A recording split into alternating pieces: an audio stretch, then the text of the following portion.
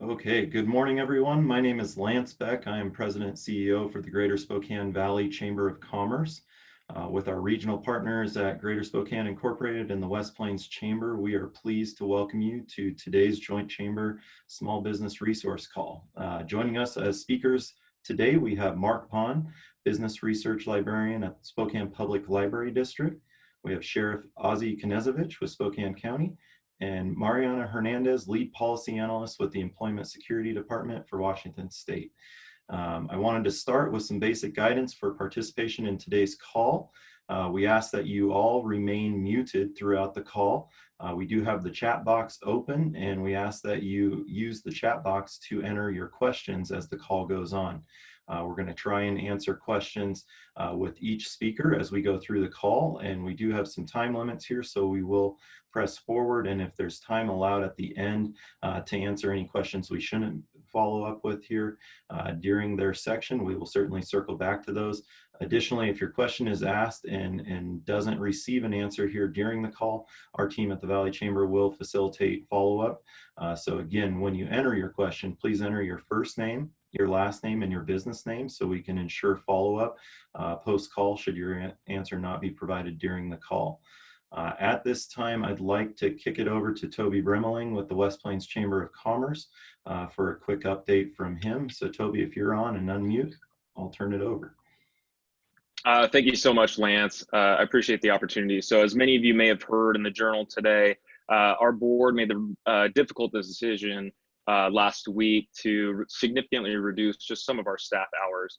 And I just wanted to come on and just say that I know that our board doesn't take this lightly. I think the decision is based on just trying to weather the storm alongside many of our businesses that have had to shut their doors and just make sure that at the end of this, we're going to come out stronger and in full force. And so luckily, I'll be able to come back about a week in May to kind of help serve our membership. But I just want to at least say that our chamber is built on the engagement of our board and the engagement of our volunteers. So I'm encouraged by our team that will continue to serve our members. And also, I just want to say I appreciate the collaboration between our chambers, between Lance and Alicia and both of their teams, that I know that our region is in good hands. It's an unfortunate time and a difficult decision, but I am confident that we'll get through this. So just thank you for the ability just to give you a quick update. We appreciate this call and the partnership to be able to be on this call. And if anybody has any questions, feel free to shoot me an email or give me a call, or you can easily give just our chamber a call and our board can get back to you as well. Thanks, Toby. Right now, I believe Cindy Wendell from GSI is on the line. Cindy, you have a couple updates you'd like to share if you could unmute. Sure. Good morning, Lance and everybody. Thanks for joining the call and taking the time. Real quickly, GSI is the ADO for the region, and as such, we're leading the business recovery work group for the COVID response. And we have work streams that are also set up to address relief, which are financial resources for our businesses, resources that are those that are non-financial that we can assist our businesses with, and then also assistance, which is the Connect piece. And a perfect example of that Connect piece is the financial hotline that the city stood up about a week ago, I think, Mark. What I wanted to update you all on is we've come up with a theme lately, and I've really put our work streams to work this week to address a health business partnership.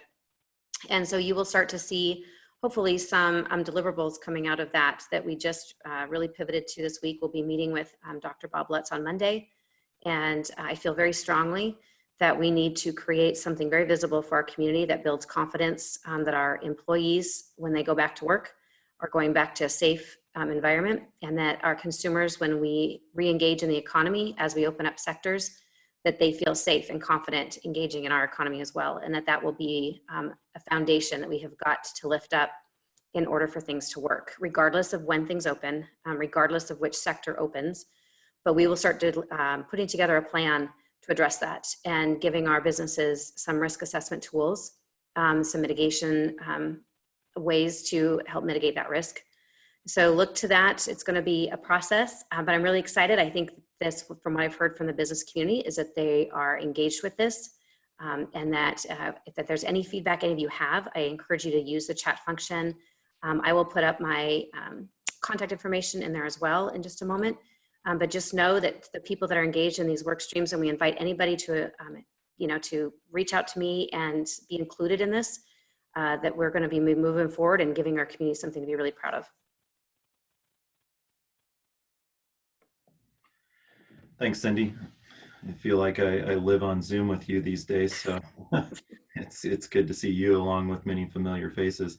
Wanted to point out one of our consolidated resources that we've been working together between the different chamber groups is the, instead of pointing you to our independent websites, we have consolidated efforts and are all directing traffic to the GSI COVID-19 response page here. And so we work on this daily, almost hourly, to make sure that it's got the most up-to-date information there. And so again, just a way to have you not pulled in multiple directions. We've really tried to consolidate from the chamber's workflow perspective, all the links and resources for the business community of Spokane County here into this one site. And so you can find that there. I believe Colin put that link up in the chat area for you there. And I'm going to let Mark, as we bring Mark on the line here from Spokane Public Libraries, he's got a little bit of exciting info for their new program that they've stood up. So Mark, if you're on the line and want to unmute, I'm going to stop my share so you're able to share your slides here at this point. Yeah, good morning, everyone. Good to see you, Lance. And yeah, just a couple quick minutes here to give you guys an update on what's going on with the city and also the Spokane Public Library's assistance with financial helpline. Just to kind of give you a quick overview, I'll hop over here and share my screen, if that's all right, Lance. All right, so here you should just be looking at a screen of kind of the flow of calls that have been coming into the financial helpline. This was updated yesterday at about just a little afternoon. So we opened it up really to the public on Monday the 13th and had a big spike in calls there. It's kind of leveled off right in, I'd say, in about the 40 to 50 calls per day range. But in terms of kind of the subject area, it's, sometimes there are multiple subjects that we're dealing with on any given call, but kind of the top three for sure are those business aid types of questions. And on that first Monday, it was a lot of PPP and EIDL loan types of questions, and that's pretty closely followed up by unemployment. And the bulk of those were definitely the independent contractors, the sole proprietors, trying to figure out their path forward with unemployment and surrounding the federal assistance there. So those I have seemed to kind of simmer down a little bit. In terms of the household assistance, that is unfortunately picking up, and I'll just quickly show you my team here at the library. We have just a shared Google Doc, and I'm happy to share this with whoever might want to have a copy. But we have 20 some pages here of assistance resources kind of focused here on the local Spokane area for any number of different questions that we've been getting in terms of, hey, how do I get internet access? What's up with my stimulus check? So being able to just quickly point people to various resources. And for my team, we're not trying to keep the extensive list of every single possible resource out there, but just trying to have at the top of our list the really trusted and really solid other referral sources like the Fig Tree. If you aren't familiar with them, go check them out in terms of just kind of household assistance stuff. One other thing quickly worth calling out, the city of Spokane and Craft 3, they just, as of yesterday, rolled out a loan program for businesses located within the city limits. And I should have had that screen pulled up here, but basically, if you just do it, well, I won't take the time. Just know that do a search for City of Spokane Resilience Loan Fund. There's a $500,000 loan fund that was put together between the city and Craft 3. And the intake line for that is coming through that financial helpline. So library staff were doing the intake, getting that information over to Craft 3 and the city, and then Craft 3 will be working with those applicants from there. So just know that that's another source of assistance that's out there and available. And then lastly, the thing that I really would like to push out there as well, SpokaneBusiness.org. If you aren't already familiar with it, this is the library's main platform where we pull together all of our business research tools. And as you scroll down the page, we could take the next couple of hours running through these resources and really what they are and what they do. But it's a really unique set of resources in the public library world.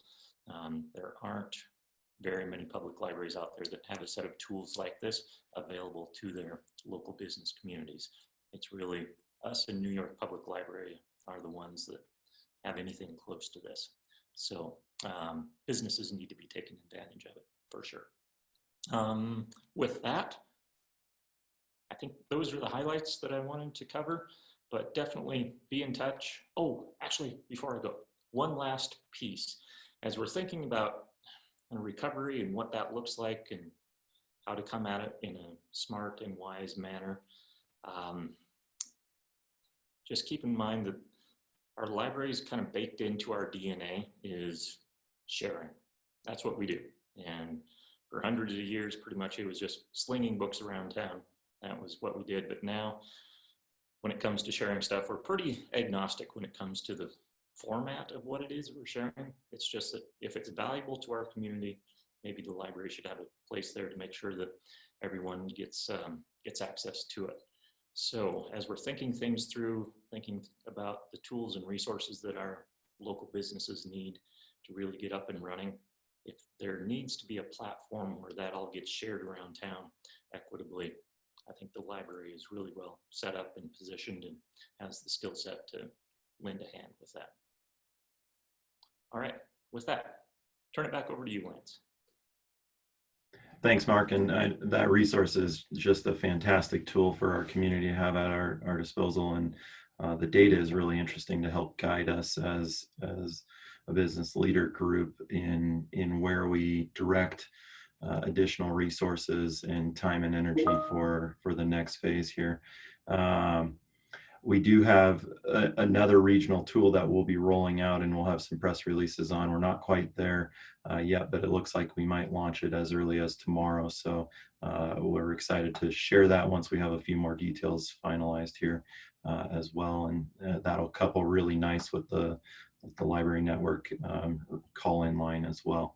Right now, I believe we have Sheriff Ozzie Knezovich on the line. Ozzie, I think you're on a line that I don't have your name on, so you'll have to unmute. To unmute, it's *6.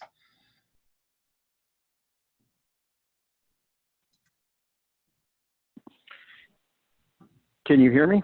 We can, thank you. And one of the things that we're seeing from the Emergency Operations Center and from law enforcement is we have a great community outreach that we have a lot of volunteers that are helping out, but specifically for the law enforcement side in the county, we have, since the COVID issue, we've seen double-digit increases in many of our crime rates here locally, and one triple-digit crime increase that we're trying to boil down and dig deeper into. Burglary is at a double-digit increase, and it really concerns me that we continue to let more people out of jail. We're not holding people in jail. People are getting out on bonds very quickly.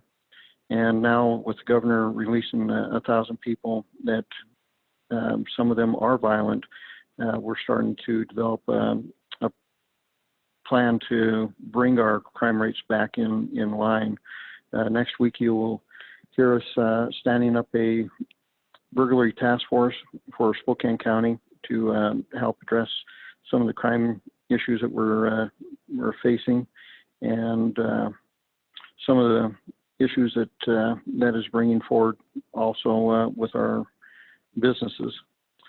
So right now, it is a very tenuous process when you start talking about the jail and the COVID issue and bringing crime rates back down, because that means we are going to be arresting people. And we have proper protocols in place to ensure that we aren't bringing COVID into the jail, and we have the proper capabilities of ensuring that our law enforcement officers are also protected. PPE is a major issue across the board for everybody, but we still have jobs to do, and we have to find workarounds for those, and some of the workarounds we've had are fairly unique. So any other questions that you might want to hear from me or ask me in reference to this issue? I'm game to answer a few questions from the group. Definitely, and thank you again for joining us today. I know it's been a busy morning down at the ECC, and we do have a couple questions that came in on the pre-slate here, and so following up on your point to the release of inmates here, is there concern on your end, and what might be the specific concerns in regards to the 1,100 inmates that are going to be processed here by the state and the DOC? And has the state and DOC been in contact with the local jurisdictions on a plan for the release of those inmates? No, there's been no contact with the state whatsoever in reference to either pre-planning feedback or the fact that they're releasing these folks. Again, there is an attempt to make this sound like these are only low-level inmates that are being released, nonviolent. I've gone through the list. I'm sorry, threats to kill, harassment, threats to kill is a violent crime. Gun possession is a violent crime, and there are many, many, many people on that list that are in prison for gun possession. Drug dealer is a violent crime. We talk all day long about how we address gun violence. Well, you don't address gun violence by letting people who steal guns, who use guns in crime, who are felons that have possession of firearms. You do not deal and address your gun violence issues by letting them out of prison. That should be mandatory sentencing.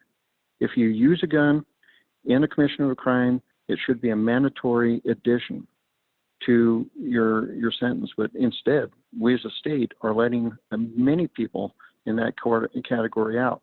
And that is a major concern for us, because we know that these people tend to be on the violent side. If you're arrested and a felon in possession of a firearm, there's a thing that we're missing here. Most of these things are crimes that they pled down to. They do not reflect the actual crime that they committed. So they're being released based on what they were convicted of, based on a plea bargain, not exactly what the crime was to begin with. And many of these were major violent crimes. So we're gearing up to address a release of a lot of drug dealers and a lot of felons that were in possession of firearms, which are violent individuals. So there has been no discussion with the state. That's what we're bracing for, and it is a major concern. On top of the fact, at the local level, our judges have released many of the individuals out of the Spokane County Jail, and I have to drive home the fact that 75% of the population in the Spokane County Jail are considered high-risk offenders. High-risk offenders mean they have a high risk of reoffending. We continue to rearrest the same people causing a lot of crime, and quite frankly, we're creating victims as we do that.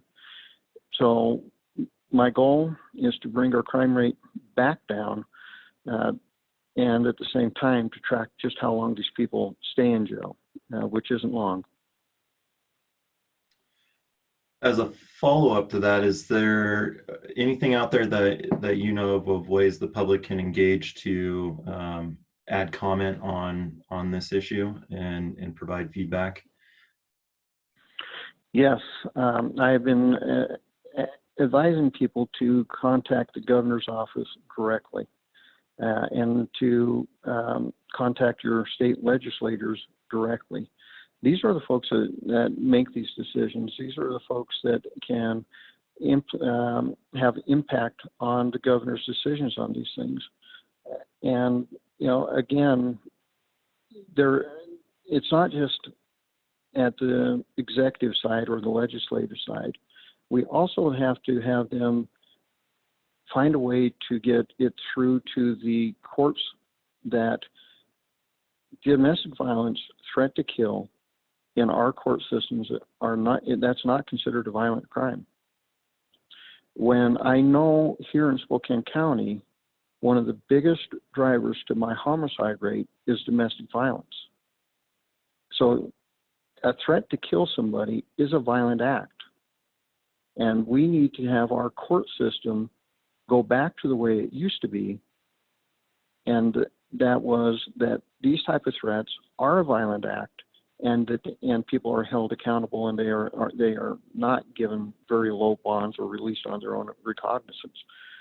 We developed these type of rules simply to let more and more people out of jail, because we refuse to deal with the fact that, you know, our jail systems here, especially in Spokane County, are overcrowded, outdated, and they need to be brought up to, you know, modern standards.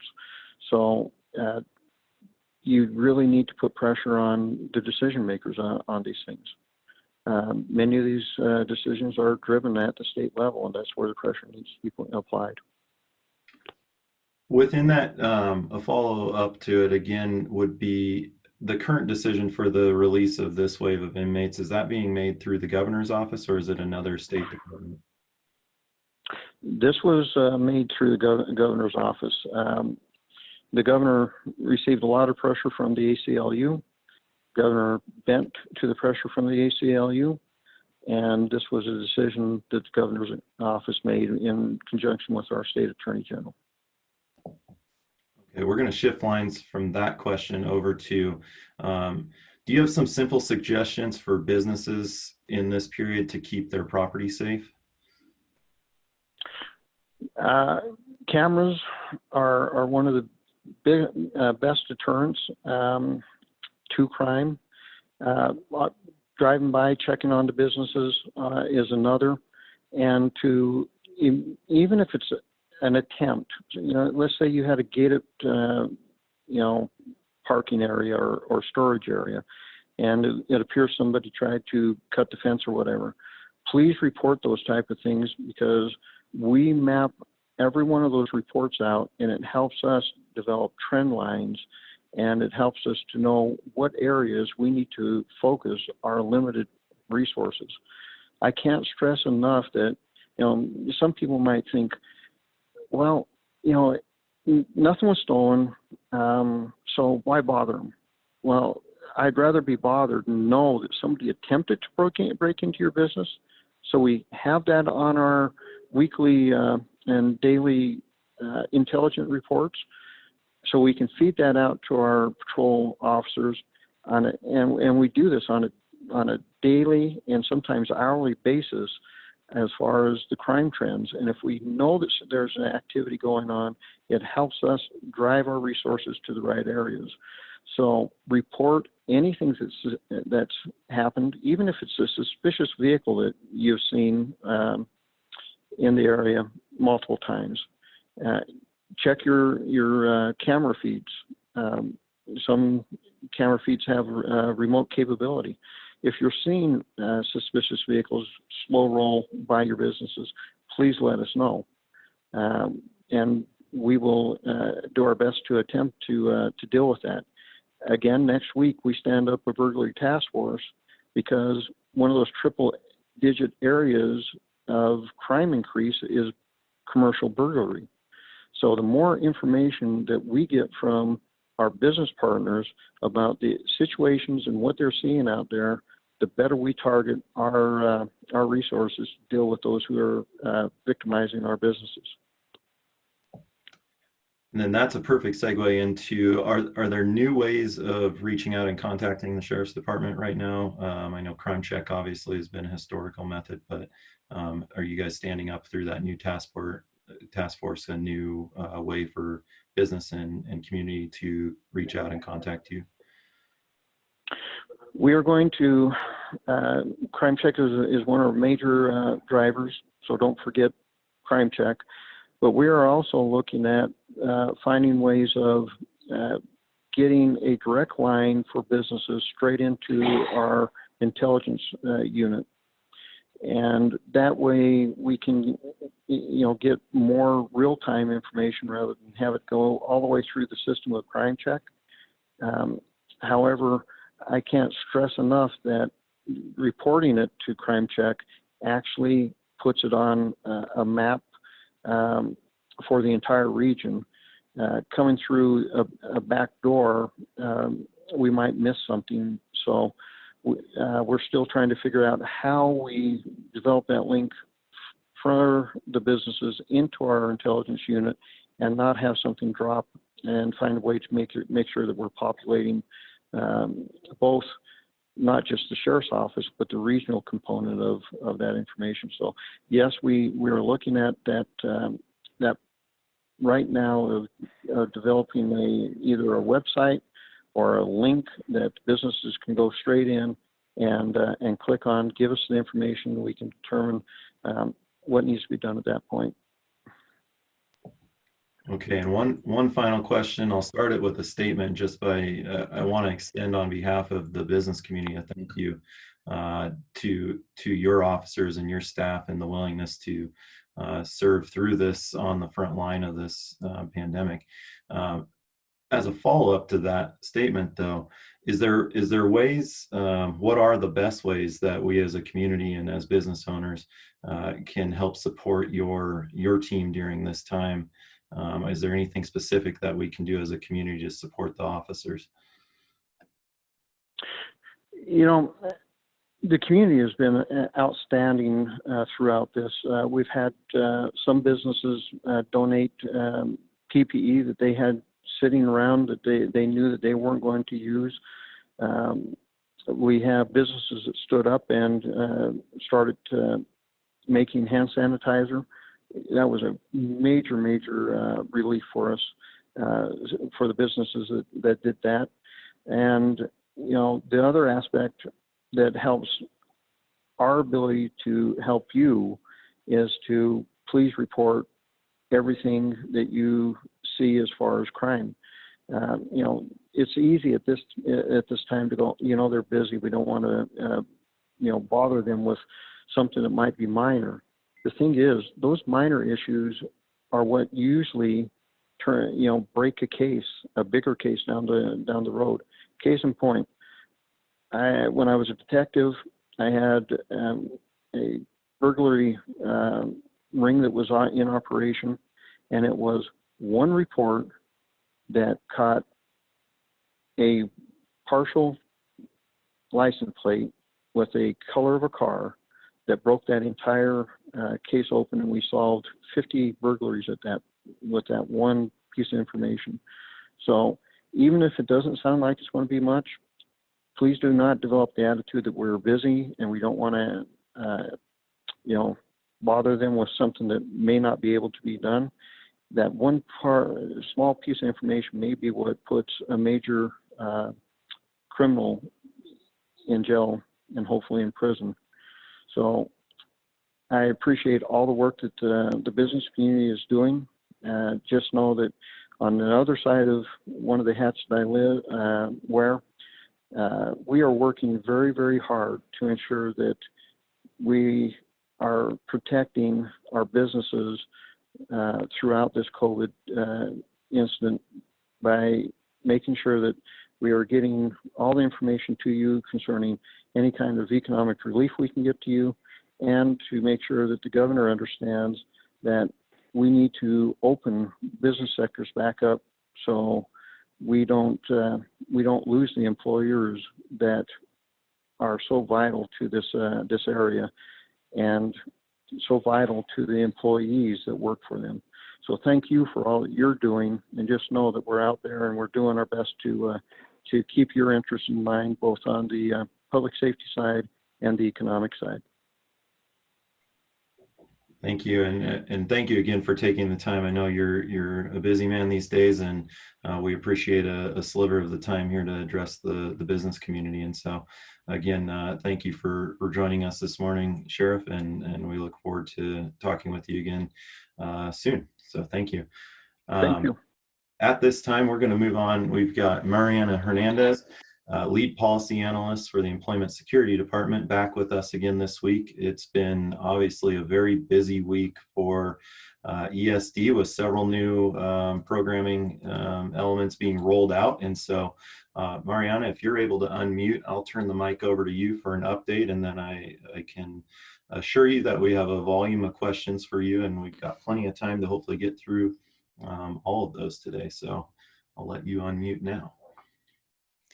Thank you, Lance and Colin, for having me again, and thanks everybody that's on the call. Yes, we have been extremely busy. This has been a busy week for us.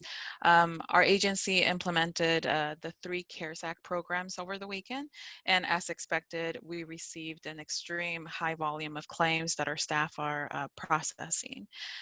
We are asking individuals who want to apply for the Pandemic Unemployment Assistance Program, also known as PUA, to visit our website, mainly focusing on this program because I know that a lot of businesses are on this call. We have developed tips and checklists that will help individuals file their claim. PUA is the program that allows those individuals that are not eligible for regular unemployment benefits, and it is important to point out that in order for someone to apply for PUA, they first have to be deemed not eligible for regular unemployment. So our process is for those individuals to apply for regular unemployment, and then the system will allow them to apply for PUA.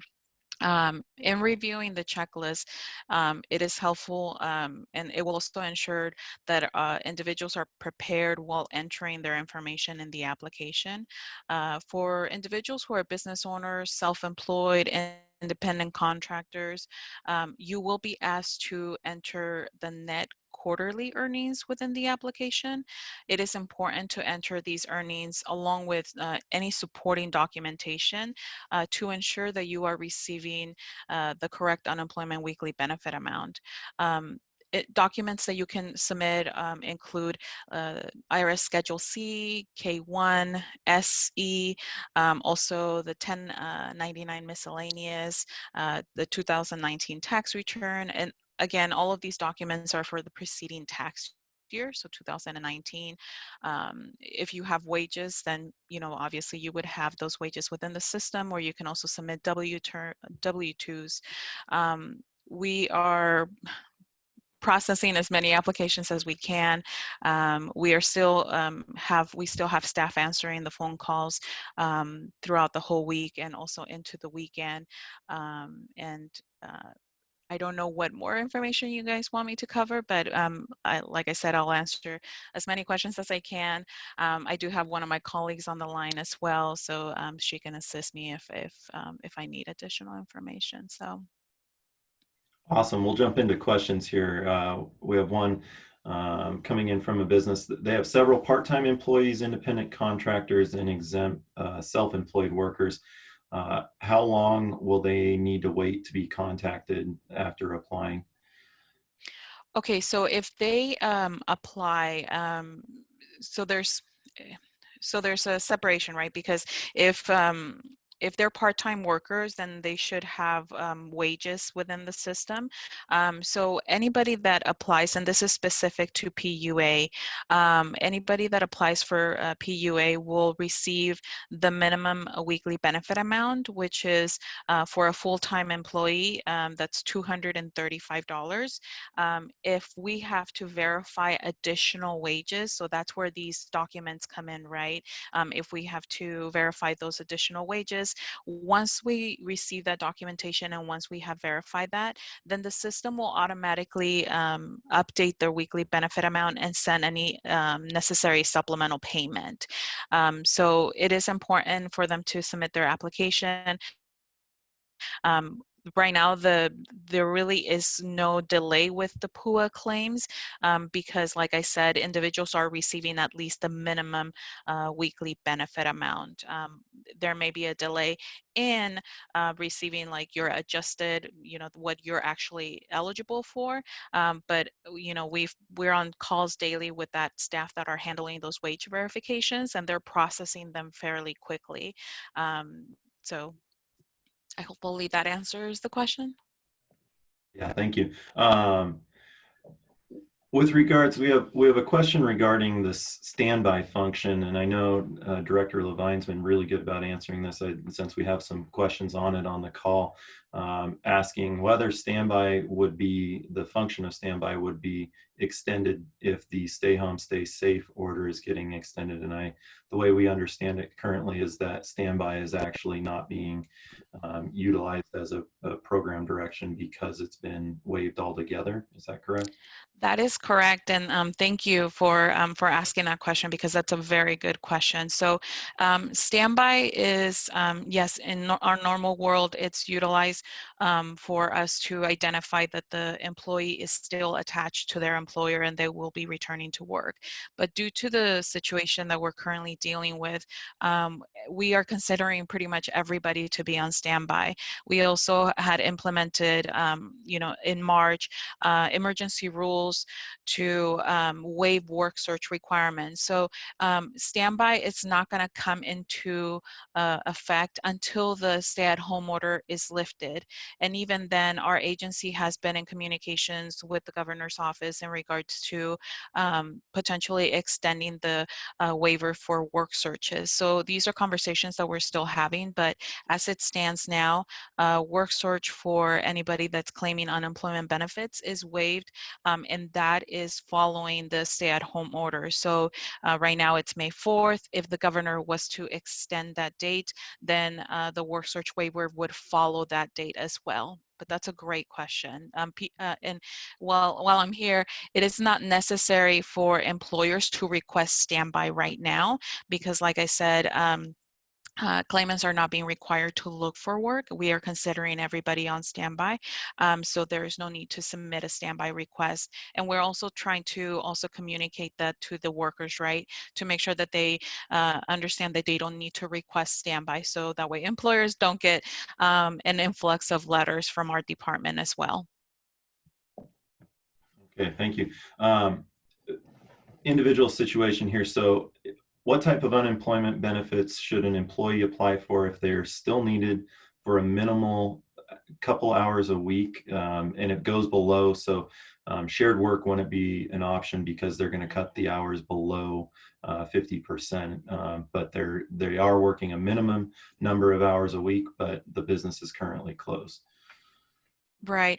So that sounds like that individual, since they are working, would be potentially eligible if they have 680 hours for regular unemployment. So that's the first step, right, to identify if they're eligible for regular unemployment. Individuals who are working part-time or are working less than their normal hours can still apply for unemployment benefits. The biggest thing we ask is that if they are working, no matter the amount of hours that they're working, that it's important for them to report that when they're filing their weekly claims. And what will happen is that we'll take a look at, okay, how many hours did they work, how much did they earn, and make deductions on their weekly claim. It is not dollar for dollar. That's a common misconception. We do have on our website a deduction chart that goes over, depending on if they earn this amount, this is how much we would deduct. But no, they can still file. It sounds like, just based on the situation, that they may be eligible for regular unemployment.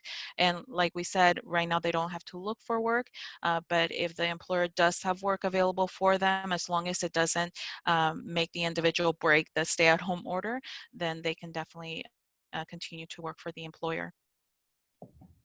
And Okay. if I may, Lance, I see a question from Toby that I want to address, because we have been hearing this, and I can definitely see this escalating. Toby's question is there a chance that PUA funds could be exhausted before because of the overwhelming demand? So it's very important for us to inform that unemployment benefits are not like loans, correct? So the benefits don't exhaust. Some people, and I believe this is one of the reasons why we had such a huge influx over the weekend of applications, because the people thought that if I don't apply now, I'm never going to get these funds. So no, the PUA benefits come directly from the Department of Labor, and they wouldn't exhaust. They're available. PUA is available until the end of the year, unless obviously it's extended, as well as the extension to unemployment benefits, and that is PEUC. So those benefits are available for individuals until the end of the year. I just wanted to make sure I address that, because we've been hearing those come in through our agency. So Definitely. Thank you for that one. I'm just going to keep running through these because they're coming fast and furious. So we have an individual that filed for PUA, received a notice for zero eligible, and hasn't been able to get through on the phone to ESD. What's their direction to continue to work their case?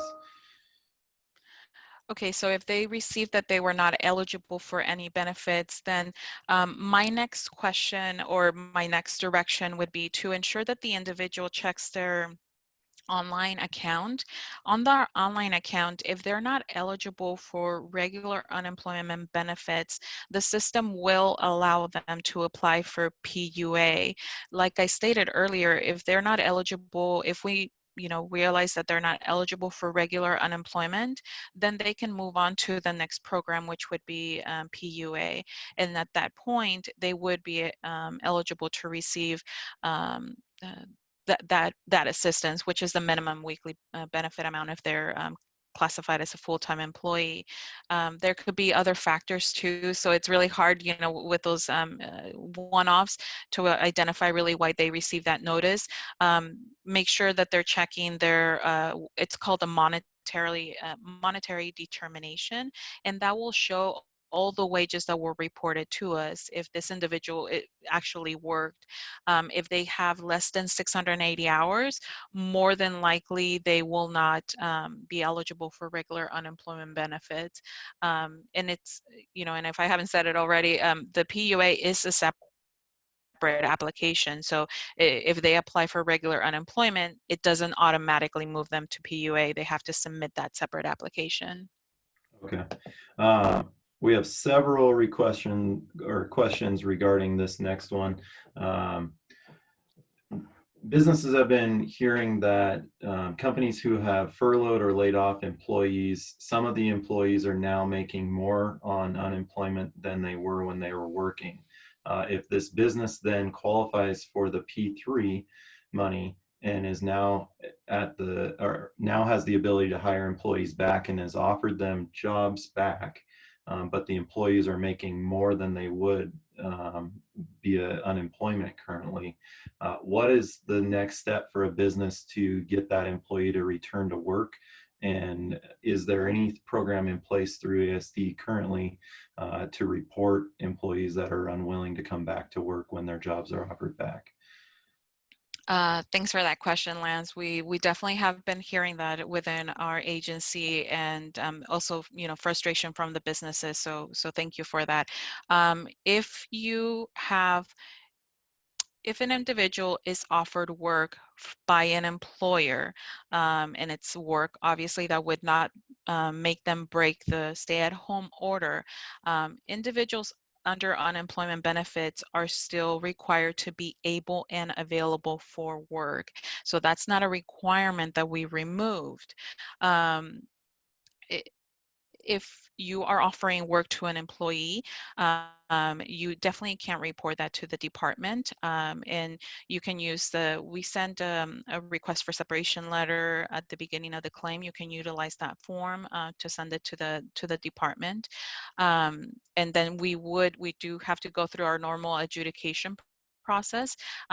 We definitely, if an individual is just doesn't want to return back to work, and these are some of the examples that we've received, is that if they don't want to go back to work for the employer because they are making more money for unemployment, that reason alone is not a valid or legal reason to refuse an offer of work, right, from an employer. So we do recommend that employers report these to us, because we do have to adjudicate them. So we do request information from the employer along with the claimant and figure out why they're refusing that work and do they have a valid reason. So please definitely report those to our department, because we do want to review them. Is that reporting process still done through the mail, or is there a digital portal for employers to be able to expedite response on cases now? We do have a portal for employers. So an employer will know where they need to log on. They can also visit our website if they haven't created one. And we do have steps on how an employer can go ahead and sign up for an online account. And they can, from there, they can submit information to the department. So it can be done either by mail or through their online account with the agency. Okay, that's great. Thank you. We have an individual who files a Schedule F and are on extension for 2019's filing. What docs can they send in order to prove income? The IRS Schedule F is one of the forms that we are requesting or that we are accepting. So they can definitely submit that form, if I understood your question correctly. So if they're on an extension for 2019 and don't have that document for the current year, what would they do then? Let me see here. I'm looking at a list. I may have to get back to you on that one, Lance. We'll send that directly to you then. Perfect. Thank you. Okay. Question from, let's see here. For an S corporation, stakeholders, not LLCs, that own more than 10% and take wages, are they eligible for the expanded benefits if they haven't elected in previously? And if so, would their income be based on W-2? Yes, right. They may be eligible. Sorry, you were breaking up, Lance, there towards the. Can you still hear me? Yes, we can. So okay. S corporation shareholders, not LLCs, that own more than 10% and take wages, are they eligible for the expanded benefits if they haven't elected in previously? Yes, they may potentially be eligible if they meet one of the requirements. And we do have the requirements for PUA on our website of what individuals would fall under, but that is what the program was based for, right? So individuals that don't usually qualify for regular unemployment, which would be this type of population, could potentially be eligible for PUA if they fall under one of the requirements. And we do have those listed. It's a big list. It's like 12 different reasons or more of why they would be eligible for PUA. So I definitely recommend people visiting our website, and that's esd.wa.gov. And we have, I mean, we revamped the entire website, so it's very clear for employers where they can go and find out that information. Okay. Let's see here. How do employers navigate with employees who don't want to come back because of COVID-19 safety concerns? Is there any protocols in place there? Well, like we were discussing earlier, right? If you're an essential business and have work available for your employees, and they're refusing to come back to work, we would have to take a look at what the reason is. So we would go through a normal adjudication process to determine if they still qualify for regular unemployment benefits. And if they don't qualify, then that's when we would potentially issue a denial of benefits.